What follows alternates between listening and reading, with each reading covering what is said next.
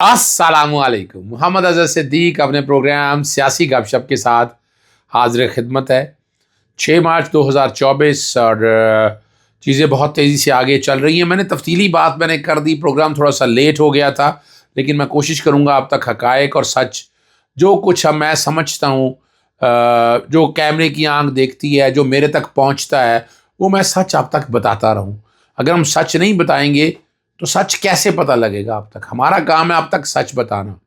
इमरान रियाज़ के साथ जितनी ज़्यादतियाँ हैं वो सारी तफसीली आपके साथ बता दी। कुछ चीज़ें पहले प्रोग्राम में चल नहीं सकी हैं, वो अभी चला देते हैं। इमरान रियाज़ ने मीडिया पे जो बैठकर गुफ्तगू की, मेरे से बड़ी लंबी गुफ्तगू रही इमरान रियाज़ की। इमरान रियाज़ की कोशिश तो पूरी हम कर रहे हैं कि हालात और वाक़यात आ जाएँ। कल बड़ा अहम दिन है इमरान रियाज़ के केस के हवाले से। उनका नाम जो PCL की लिस्ट में डाला हुआ है, उसमें नाम निकालने के हवाले से केस की समाअत होनी है। और अब पहले वाला केस तो तौहीने IG था ना, अब उसके बाद एक एंटी करप्शन का झूठा मुकदमा, ज़मानत हो चुकी। एक ज़मान पाक वाला मामला, उसमें इमरान रियाज़ का कोई ताल्लुक नहीं, एक सहाफ़ी था। सहाफ़ी के साथ पूरी एविडेंस दी गई, पूरी एविडेंस वहाँ पर दी गई, लेकिन उस एविडेंस पर कोई असर नहीं हुआ। और इस्ताद दहशतगर्दी की अदालत को ये सारा कुछ देखना था। ये डिस्चार्ज होने का केस था। जैसे केस ऑफ नो एविडेंस, कि आप ज़बरदस्ती सारे काम में ज़्यादती करके एक एंकर को, और ये भी दौर याद रखा जाएगा कि इस वक्त PDM-2 की हुकूमत है, मगर निगरान हुकूमत, कंटिन्यूएशन। मैं आपको पहले दिन ही कहा था कि निगरान हुकूमत नहीं है ये PDA हुकूमत, PDM की हुकूमत थी और अब भी PDM की हुकूमत है। चले आगे ले चलते हैं। आपको इलेक्शन कमीशन को नोटिस जारी हो गया, मखसूस नशिस्तें ना अलॉट ना करने के फैसले के खिलाफ, जो है ना, वो जो महफूज फैसला था, सुप्रीम कोर्ट ने वो तहरीरी मुख्तर जो राय दी थी। मैंने कुछ चीज़ें आप तक डिस्कस कर दी थी, अब थोड़ी सी डिस्कस करके आपको अंदाज़ा हो जाएगा। मोहसिन नकवी जो सुन्नी था, जो पाकिस्तान क्रिकेट बोर्ड के चेयरमैन के तौर पर आ गए हैं, वो दरख्वास्त काबिल समाअत होगी। और सुन्नी इत्तेहाद काउंसिल की दरख्वास्त पे ऊपर जो है मखसूस नशिस्तों पर जो अरकान उठाए, उनको हलफ उठाने से रोक दिया।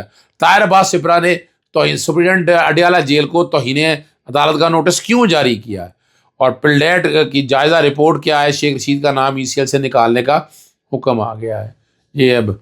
और Pakistan institute of legislative development जो पिलडेट है, दो जायज़ा रिपोर्ट उन्होंने पेश की है। उन्होंने कहा कि सबसे कम मुनसफाना स्कोर रिकॉर्ड किया गया। ये पिछले इंतखाबात अदवार के मुकाबले में शफाफियत स्कोर में कमी की निशानदेही, यानी ये शफाफियत नहीं हो सकी है इस सारे में, कि कबल पोलिंग मरहले के दौरान इंतखाब के शेड्यूल में काफ़ी ताख़ीर और सियासी जबर देखा गया।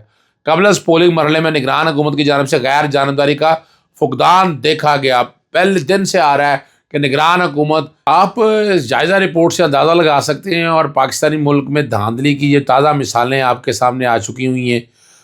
इलेक्शन कमीशन की वेबसाइट पे जो फॉर्म डाले गए हैं, उसमें इतने ब्लंडर्स हैं, आप सर पकड़ कर बैठ जाएंगे कि वो ब्लंडर्स कम होने का नाम नहीं ले रहे हैं। वो ब्लंडर्स आपको पता होना चाहिए।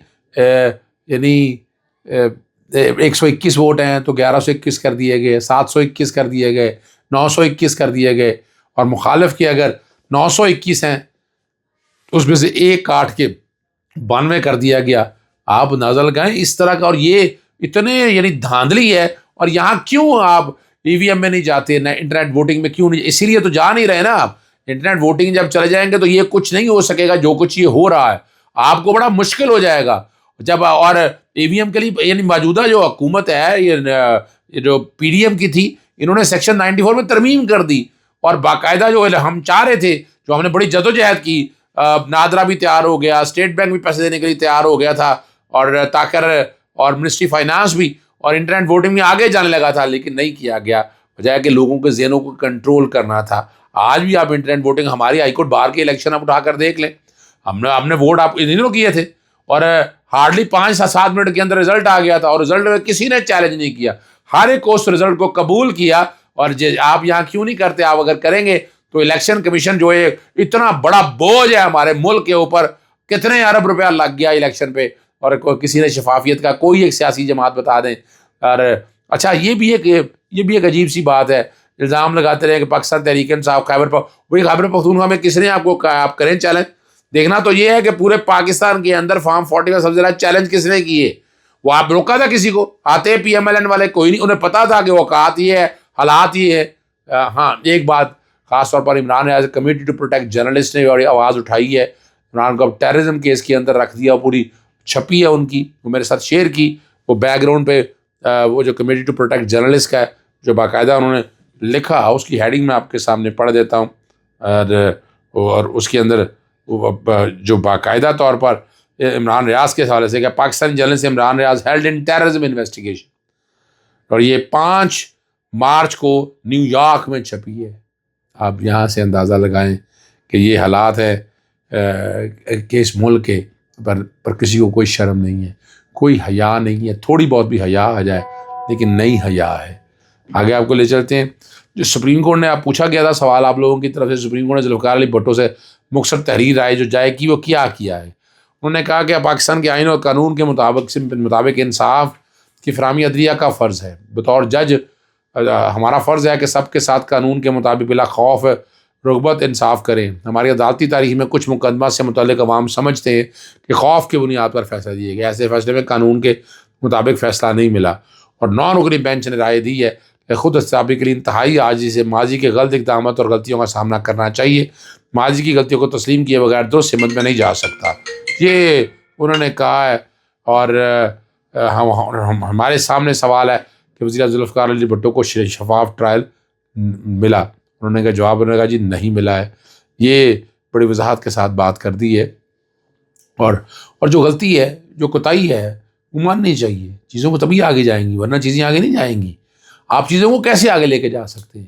جو زیادتیاں ہوئی ہیں اس کے حوالے. لیکن آپ 2 سالوں میں جو زیادتی ہوئی ہیں اس کا کیا کہیں گے؟ کیا ہماری سپریم کورٹ جو right to fair trial and due process of law کی بات کرتی ہے اس میں ہوا؟